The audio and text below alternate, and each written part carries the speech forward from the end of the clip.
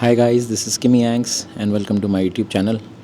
Today is the 23rd of February 2026, day 7 of our tours in Iceland, and today we are going for the Glacier Lagoon and the south coast of Iceland tour. Basically taking the same route that we had taken a couple of days back to the Katla Ice Caves. It's quite early in the morning. It's the earliest tour and the longest one as well. So I'm waiting for my pickup to be done in another 7 to 8 minutes. I don't think so. We'll be back into the city up until 9 in the evening. Just having everything sorted out. Thankfully, I got ready in time. Couldn't get breakfast. I have to play the waiting game outside because I have to wait for my pickup to come in. Not too cold. Thankfully, the temperatures have gone up. So it's slightly warmer than it was the last few days. But yeah, this is the last day trip tour of our holiday in Iceland.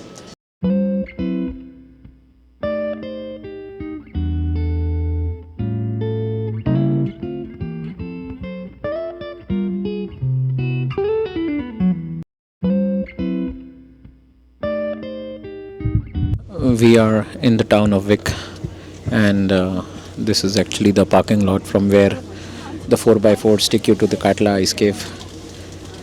2 days before I was right here, and now the weather has changed so much more.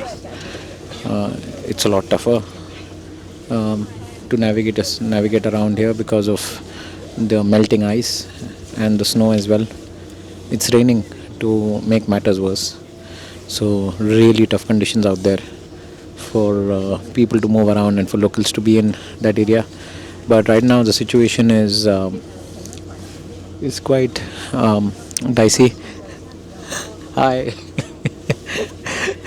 The situation is quite dicey. The waters are still choppy, but yeah, now we're heading out further south to our main stop, the first stop on the way. So we have our guide Simon checking for people, any stragglers left before we head out from the town of Vik. Welcome to a stop on our way to the Glacier Lagoon, and this is an unreal place. In the middle of nowhere, we have run into what is the Game of Thrones glacier. So Game of Thrones was shot here, season 7, Jon Snow, and then Interstellar was shot here.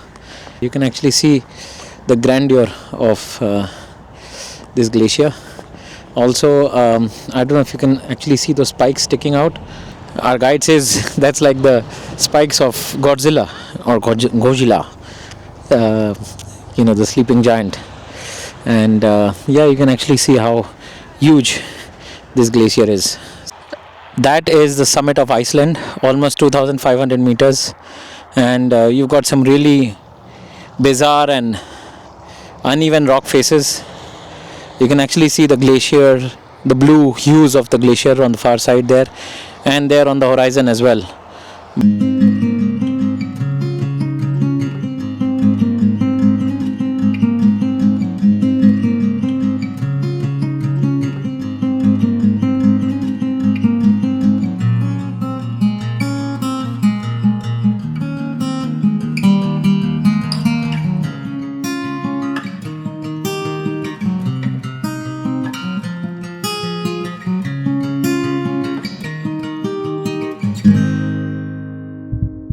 So the guide had an interesting story to tell us about this place. When Interstellar was being shot, the snowstorms, Christopher Nolan really wanted to get the authenticity of these snowstorms for the movie Interstellar. And it's such that when the weather changes here and a sandstorm or a storm comes in, it can get really, really dangerous. So the guide, reading the signs and listening to the advisory of the government, advised Christopher Nolan to immediately pack up and leave for higher ground or to safety. But Christopher Nolan was insistent and asked for another 10 minutes so that he could get the exact shot. After 10 minutes, the guide was like really worked up, and he said, we really need to go from here. And he said another 2 minutes. By then, the storm was upon them. And now the interesting bit, like our guide pointed out, was that these sand particles also bring rocks with it. and the wind can be so strong that it can actually take paint off the car surfaces. That's how strong it can get. Now the rocks that come with this sandstorm, the projectiles, they are almost hitting velocities equivalent to a bullet. So you basically have like a high velocity projectile coming across, hitting the cars, piercing through glass, windows, windshields, and going through and through. So about 15-20 minutes behind this group of Hollywood actors and producers and director were Italian men, 3 Italian men who were going towards the Glacier Lagoon, and as soon as they saw the snowstorm or the sandstorm, they decided to push through. They managed to go through the first, and they thought that even with poor visibility, things were not as bad as they expected it to be. Now, shortly after clearing the first sandstorm, they came across the second one, and just like the first, they thought that they could weather this out and drive through. But as they drove through it, they suddenly realized that they were in deeper trouble. One of the projectiles came and hit the driver in the back of his ear, so he was bleeding. Now, because of the projectile hitting the car and the windshield getting cracked, you had all sorts of stormy weather entering the cabin, and the Italians were now frenetically taking out their jackets and trying to stop the flow of snow and ice and sand or rocks coming inside. While the Italians struggled to keep the elements out, the Hollywood crew and the cast got picked up by the rescue ops team of the government. They basically traveled to the place in armored jeeps supplied by the British government, and these armored jeeps are like the vehicles at the Katla ice caves, except that they are completely armored. They don't even have windows, and they got picked up by that, while these Italians now were weathering the storm, so much so that they did not realize that they were almost going to hit a fuel station while trying to navigate through zero visibility. Thankfully, they ground to a halt, and right next to them was another armored vehicle.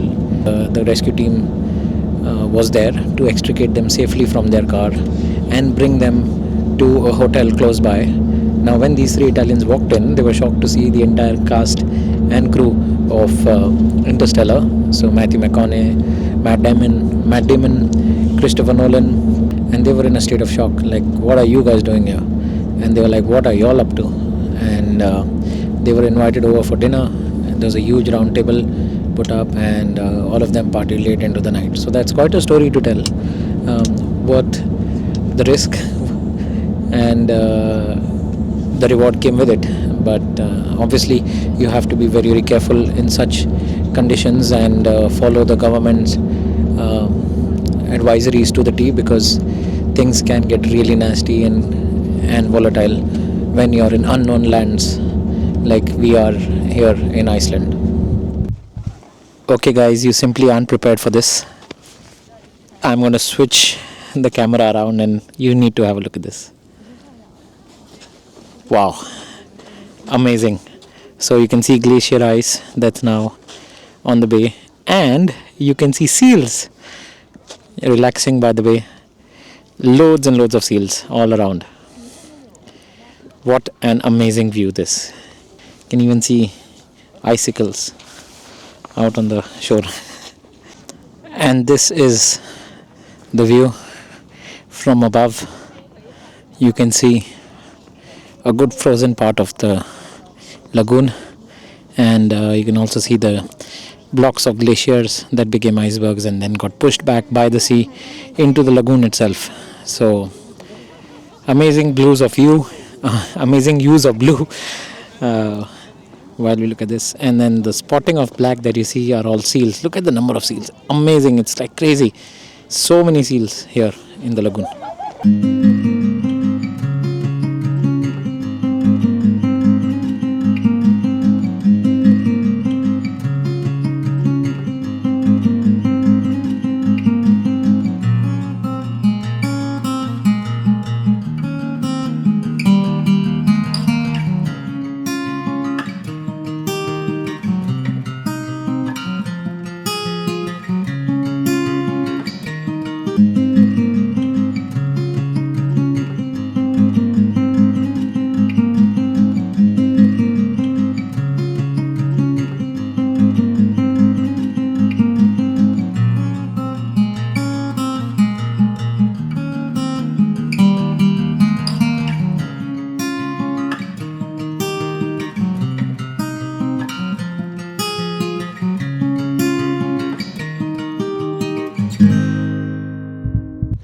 Welcome to the second main stop of the day. This is the Black Diamond Beach. This basically is a beach which has a lot of icebergs or bits and pieces of icebergs that have been washed ashore by the sea back onto the land. They look like diamonds, hence the name. And you got a lot of undercurrents. You can actually see the current coming in from the lagoon going into the sea. So it's very important to be careful while treading your way across the beach here. There are a lot of small little tiny bits to see, and now as we close in, you'll have a much better look of how the diamond beach is. Black sand, something that's popular feature of beaches in Iceland, and there you have these small little diamonds, bigger diamonds, and the bigger ones further near the shore. So you can see the blocks of ice that have been pushed back onto the surface. Big blocks, small blocks, medium-sized blocks everywhere, and these are like literal ice. Whew, that's cold. Look at the size of these mini icebergs. Absolutely crazy, huge things. And you have to still be careful of the current, because sometimes the water tends to come over. And yeah, look at the backdrop, absolutely stunning. What a way to spend your Monday, huh? Amazing.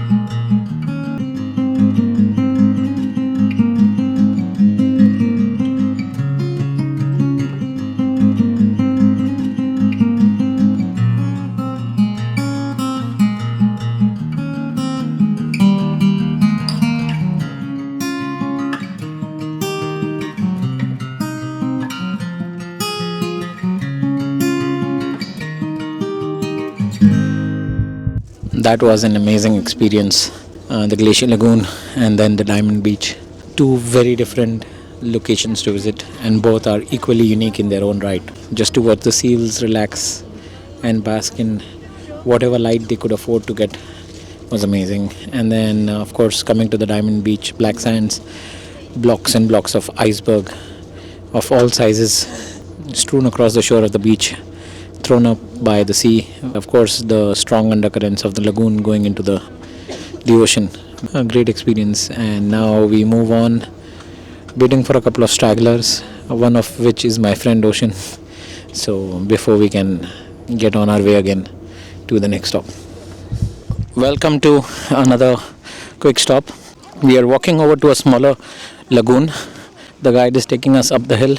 He wants us to go further up, and this is going to be a very beautiful lagoon. He says lesser crowds than what we saw at the Glacier Lagoon, but we have to be mindful of the time. We only have about 35 minutes here, and this has also come with a warning. The warning is that we should not be treading on ice, because the ice can be thin in places. Should the ice give way, then you won't really have any rescue, at least for quite a long time. And the waters are chilly, there's a current, so it's quite risky. Welcome to the base of the lagoon. Yeah, we are actually standing on ice. I'm still on solid ground. I chose not to go onto the ice like my friend there, but yeah, you have to be really careful. But nevertheless, it's very beautiful and nice and big, expansive. You can see the glacier fingers as well in the background, and yeah, it's quite steep and high.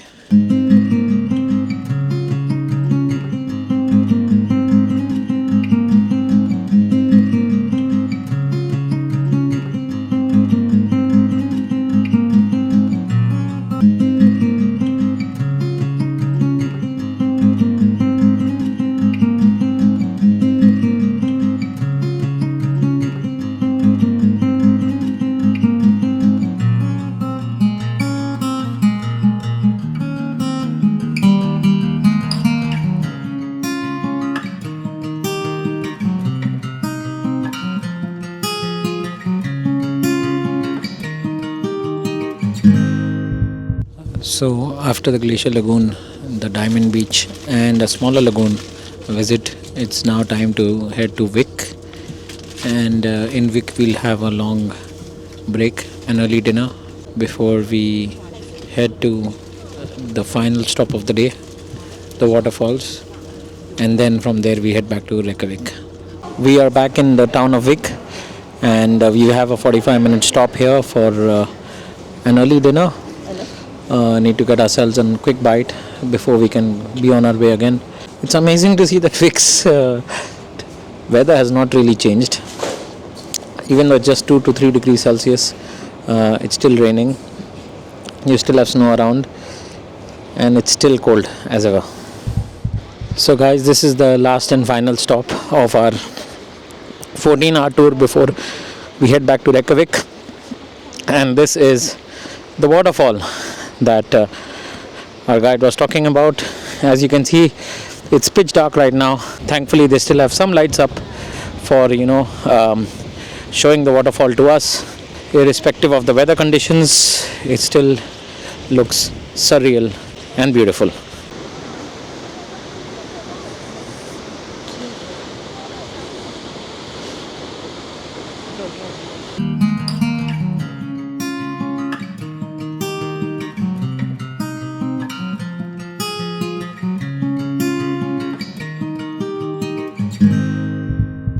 So we just got done with seeing the waterfalls there, and now we're driving back to Reykjavik. And Simon and I had a very good conversation with regards to Northern Lights. He actually gave us a great crash course of how to hunt the Northern Lights and what are the indicators that you should be looking for if you want to experience the Aurora Borealis over the skies of any Nordic country. But as per his assessment, Iceland remains the best destination for enjoying the Northern Lights. It's almost 10 in the evening, and I'm back from what was a marathon tour, let's put it that way. In fact, our guide Simon said that if it was for him, he would all give us a t-shirt at the end, just to say that we've completed the longest tour in Iceland. It is like an ultra marathon, Ironman, whatever you want to call it. 14 hours, 800 kilometers of traveling in one day. That's quite crazy. And kudos to our driver Eugene, who was actually driving in almost zero visibility. This road from Vik back to Reykjavik was quite treacherous still. Kudos to him for navigating through some really tough weather and artist conditions, and getting us back in one piece safely. Should you plan on coming to Iceland, this is the tour company that you should be with. Bus Travel Iceland, they do a very thorough job. They they took us around to almost all the amazing sites, and more importantly, the guide was so well read, not just for the tour itself, but also for Northern Lights. And in fact, I've exchanged contact with Simon, because I really think he's going to be helpful in my future tours as well. This is the second last night for us in Reykjavik. Tonight I have a busy night ahead of me still, because I'll be taking out everything and repacking everything, just to be sure that my bags are ready for check-in day after tomorrow. Tomorrow is going to be a very busy day. But thank you for watching, guys. I hope you guys have enjoyed all the vlogs that I've published thus far on YouTube, and this vlog as well. I know some of these are these long format videos can get quite taxing, but if you really want to get the real deal and enjoy Iceland in its entirety, then I think we have to give justice where justice is due. And I think even myself, with all the videos and the shots that I've taken, I still will never be able to justify how beautiful this this country is, because you have to see it to believe it. And I'm just so glad that I am here. Anyways, guys, thank you so much for watching. Please like, share, comment, subscribe. I'll be leaving the links to my other social media handles in the description below. So if you all want to connect with me there, please do so. Thank you guys for your support. Thank you for your love. This is Kim Yang signing off. Take care and have a lovely evening. Ciao.